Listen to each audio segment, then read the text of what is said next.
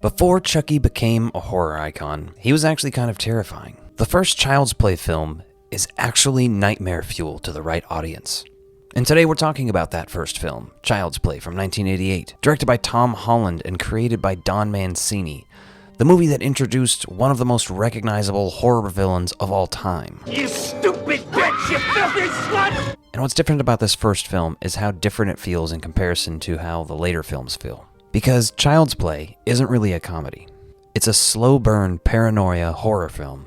And honestly, that is why it works so well.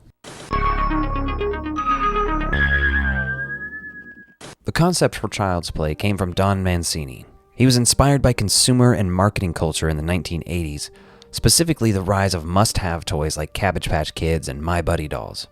Now, there is some dispute about the inspiration from My Buddy dolls, but I think it's pretty clear. Come on.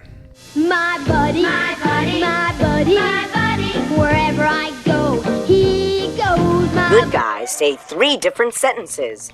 We even turn our heads and blink our eyes when you talk to us. Mancini's father was an advertising executive when he was growing up, and he even wrote that trait into Andy's mother in the original script, something that was changed by Tom Holland's draft to make her story more relatable. The idea for this film was simple but effective. What if a child insisted their toy was alive, killing people, and maybe telling the truth? Vaguely in search of a concept that would allow me to explore a satirical, dark look at how advertising and marketing affects children. Originally, the script leaned more into the satire, commenting on marketing, advertising, and how kids become attached to products. I fell victim to this as a child. If you're watching this channel, you probably did too. But as development continued, the film shifted more towards straight horror, with the studio wanting something more commercially viable. Instead of a slasher, originally Mancini thought of it as more of a psychological horror film. And elements of this are still there, but originally the audience would be led to question if Andy was really crazy or if Chucky was alive. Something that feels toyed with in the film as we know it.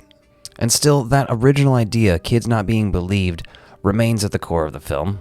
The original title, though, thought up by Mancini was Batteries Not Included, which of course we know now as an entirely different film from the 80s. After that he considered Blood Buddy, before they eventually landed on Child's Play.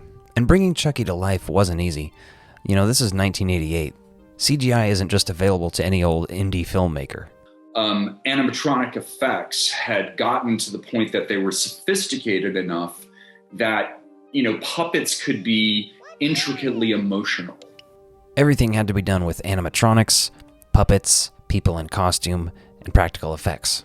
Multiple versions of the Chucky doll were created depending on the shot, some for close-ups, some for more intricate movement, some for stunts. All of that had to be coordinated perfectly to make this movie work. Because if the illusion of Chucky doesn't work, the film just falls apart. The voice of Chucky comes from Brad Dourif, and honestly, it's one of the most important elements of the entire franchise. Oya Shango, Yenya Makumba. His performance as Charles Lee Ray, the serial killer who uses voodoo to possess a doll, it's intense, it's unhinged, and he's fully committed to this. He does not play it like it's a joke. It just works.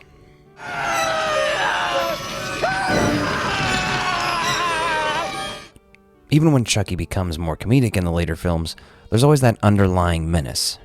And in that first film, that menace is front and center throughout. In the cast, you've also got Catherine Hicks, delivering an earnest and caring performance. You sure you're all right about last night? No bad dreams about Aunt Maggie? And Chucky's only a doll, right? As well as Chris Sarandon as the sympathetic detective. I don't know how to tell you this, Ms. Barkley. Tell me what? And I really think they do a fantastic job in this film. So the movie opens with serial killer Charles Lee Ray being chased by police. Cornered and dying, he uses a voodoo ritual to transfer his soul into a good guy doll. Quick pause. We are going to talk about how in this scene, you can see several Ghostbusters toys, including an Ecto-1. This is not the only horror film of the late 80s and early 90s to feature Ghostbusters toys. But that's for another video. It is funny, though, that later on, Ghostbusters Afterlife, they would watch a VHS copy of Child's Play in that film.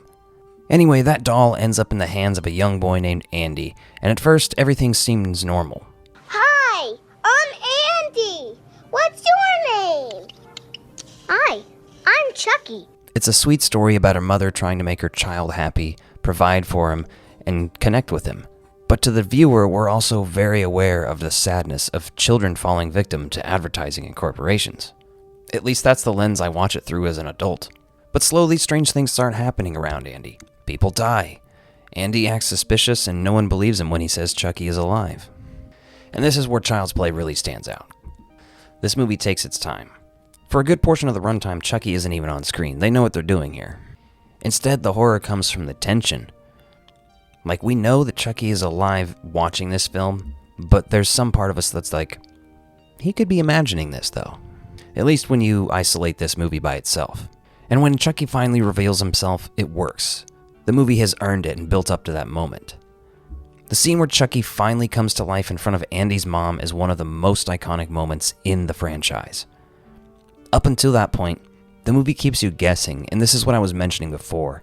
This was originally a much bigger element of the plot, and one I assumed would go on for longer.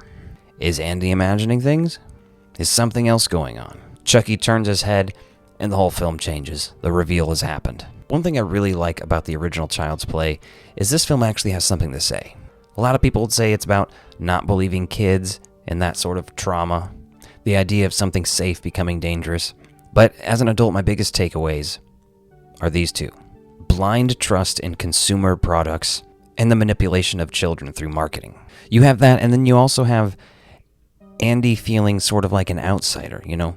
He's a young kid, but doesn't seem like he has a lot of friends. That feeling of being an outsider, that feeling of wanting a special friend who, a special male friend, boyfriend.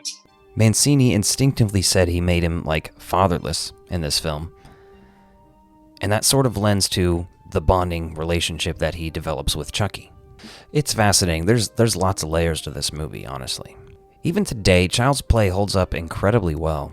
The practical effects give it a tangible feel, and the performances are grounded. The movie takes itself seriously, which is definitely something by Seed of Chucky they've moved away from completely. They'd kind of loop back around, but this movie launched one of the most consistent horror icons of all time. And what's especially interesting is that Don Mancini stayed involved throughout the process the entire time, besides the remake. And that's rare. Most horror franchises bounce between timelines, tones, directors, writers, hell, sometimes production companies. But Child's Play has Don Mancini as a clear through line. Child's Play is a great horror film. Not just great as a slasher or a franchise starter, but as a horror film.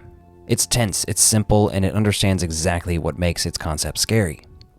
Quick thank you to my channel members and Patreon subscribers. If you want more Ectoviolence, including exclusive videos and behind-the-scenes content, become a member by clicking the links in the description below.